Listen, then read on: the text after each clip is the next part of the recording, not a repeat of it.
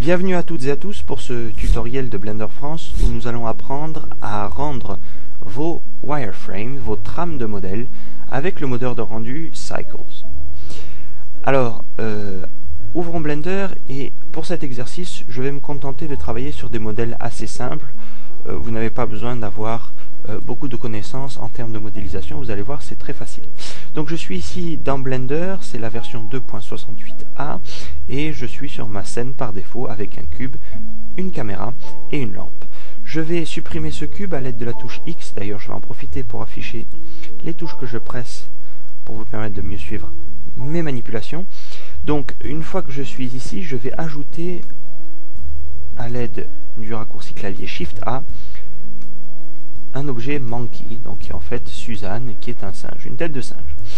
Très connu chez les amateurs de Blender, et vous voyez qu'ici le modèle est en résolution assez basse. Si je passe en mode édition, vous voyez qu'il y a très peu de faces. Donc pour remédier à ça et travailler sur une trame, un wireframe qui est assez intéressant, je vais rajouter la résolution à l'aide d'un modifieur subdivision de surface. Donc en sélectionnant mon modèle à l'aide de la touche du clic droit de la souris, je vais ajouter ici dans Add Modifier Subdivision Surface. Donc je vais rajouter une subdivision de surface une première fois, cliquer sur Apply, donc appliquer, et une deuxième fois. Voilà, pour avoir suffisamment de points pour travailler. Donc si je repasse ici en mode édition, vous voyez que la trame est beaucoup plus dense et que nous pouvons vraiment commencer à travailler avec notre wireframe. Alors, pour ceux qui sont, j'allais dire, les non-amateurs de la langue de Shakespeare, le wireframe, en fait, c'est juste la trame de votre modèle.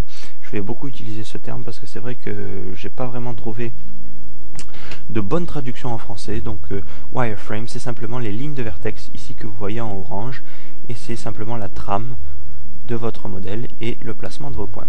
Alors, ce qu'on va faire aujourd'hui, et ce qu'on va essayer de faire, c'est de rendre, en plus de votre modèle, ici, ces lignes de vertex, ce wireframe, pour vous permettre, dans vos démo reel ou dans vos WIP, ou bref, où vous en avez besoin, de montrer comment votre modèle est construit et de voir les lignes de points. Donc, je suis passé ici dans le moteur de rendu Cycles, comme vous voyez ici, et je vais commencer par ajouter un matériau à mon singe en allant ici dans l'onglet Material et cliquer sur New. Donc vous voyez qu'il y a un nouveau matériau qui s'est créé qui s'appelle Material 01 et je vais l'appeler Suzanne. Voilà, pas très original, mais j'ai rien qui me vient pour le moment. Donc vous voyez actuellement que c'est un matériau qui est tout simplement blanc et c'est un matériau de type diffuse qui est en fait simplement une couleur. Donc pour rendre en plus de cette couleur les lignes de vertex, nous allons utiliser l'éditeur de nœuds. Alors peut-être juste pour vous montrer ce que ça donne, je vais mettre en place un éclairage vraiment très basique. Donc je vais prendre un plan auquel je vais ajouter un matériau d'émission et auquel je vais affecter la valeur 2.5 et ici en basculant en vue de caméra je vais faire un rendu avec Cycles.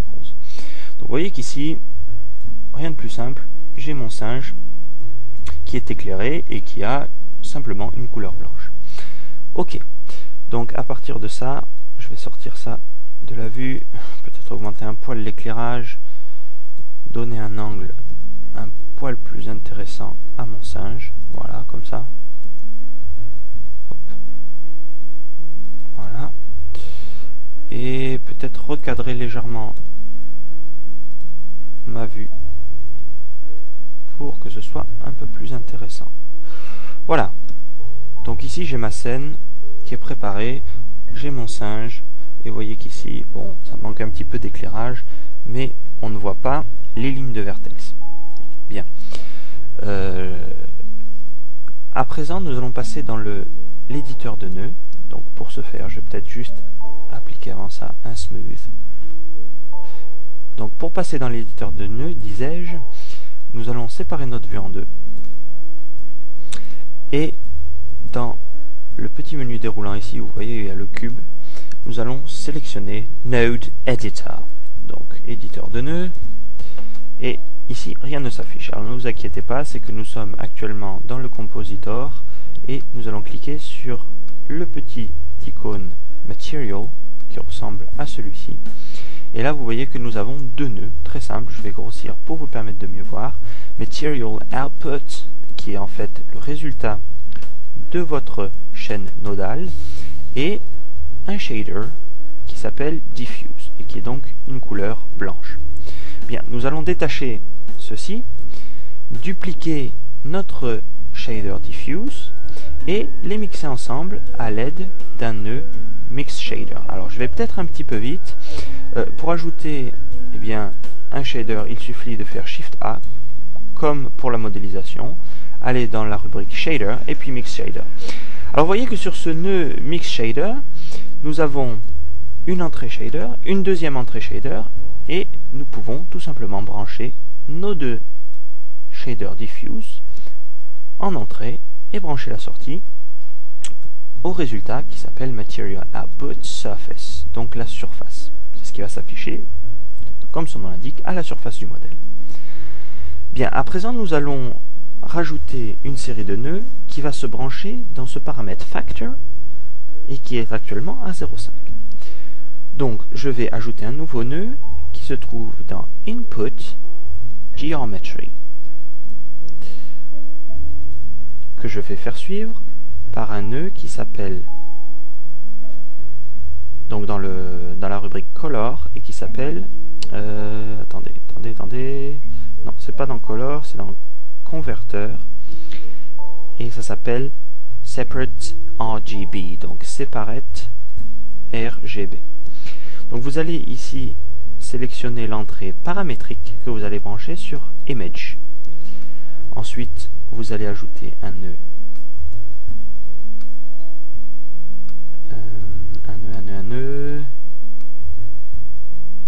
Mat.